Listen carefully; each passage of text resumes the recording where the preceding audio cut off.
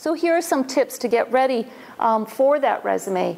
First, I find, and only a few of you were in my past session, but one thing I'm learning about students, or I've learned about students, is that they don't learn enough about the world outside of UBC or their university environment. I know we encourage that because we are very semester-based. Once you're in a pure academic program, we discourage you, I think, for the most part, from looking outside the nest. And I call the university the nest because it's a very comfortable place. And it's very beautiful here. I understand how that happens. But I want to create a little bit of urgency for you if you're thinking about moving to industry, because industry is very oriented to action.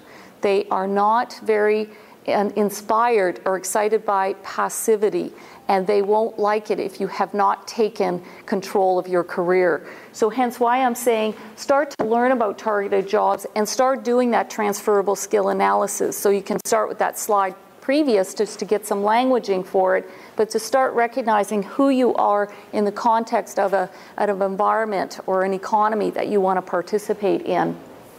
Then you write that resume to that. So business is busy, and they're all about one thing, two things, a lot of them, time and money. So you have to start transferring your mental framework to that environment. For some of you, that may be quite natural. For some of you, that is a huge mental shift. So I don't know where you're at on that, but if it's a big mental shift, start making those changes for yourself internally.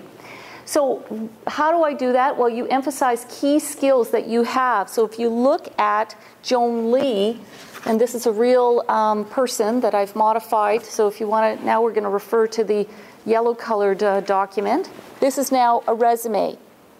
What do you notice just in your first scan, the difference between the CV and the resume? What are just some quick thoughts? Shorter, thank you. So 2 pages is generally the trend for a resume within the Canadian marketplace. In the American marketplace, is anybody targeting the US? Okay, but just since I've raised it and we're being webcast, somebody may wonder, there could be a 1-page requirement in the US. So you have, I call it small real estate here. This is very, very expensive real estate because you got to sell yourself very quickly. And here my languaging, I'm using words like sell. I'm using a different type of languaging in how we talk about this. So you've got to figure out very quickly how to sell that. So what I've designed here is a highlights section or professional highlights that this person has to offer, and it has been tailored to a specific kind of job. So we have spoken to the kinds of skill sets and experience, the knowledge that this person has, and things that speak to the world that she has targeted. So that's right out the chute, not education. As soon as I see education first, I'm going, academic, are they going to get it? Can they do? I need somebody who can do. And that's the biggest worry of people hiring academics is, can you do? Can you perform? Can you get things done? We know you're bright. That is not ever in question. What we're worried about, can you translate that into action? And there are some businesses more oriented to that than others. So for example, information technology, that is the most time focused industry that I know of, and so you better be able to prove, and get things done in a certain amount of time. So you have to speak to that environment. Tip 2, ask yourself, what did I accomplish in each of my roles? So you have to ask yourself for every job. So now once we get into the experience section, you want to start asking yourself, what have I done? So that was the bragging activity you did. Now you would do that for every job that you've had, and you will now try and highlight those special accomplishments.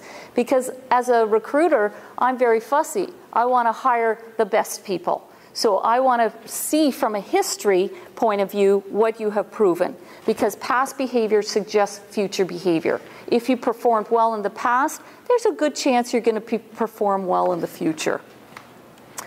This is a small detail, but I think important, especially for those individuals who are transitioning from an academic background to an industry background or job, is that employers want chronological resumes, However, you can design your chronological resume in a format that can work really well for you. So for example, I've worked with some academics who have different skill sets in different areas. So I still did a chronological resume, but I organized their experiences into categories. So for example, teaching, or project work, or research work. And I categorized their experiences into groupings so that it made sense to that particular employer. So this is why I'm not giving you one perfect resume here. I'm giving you tools so you can play with them a little bit, because there isn't one perfect resume, as there probably isn't one perfect CV.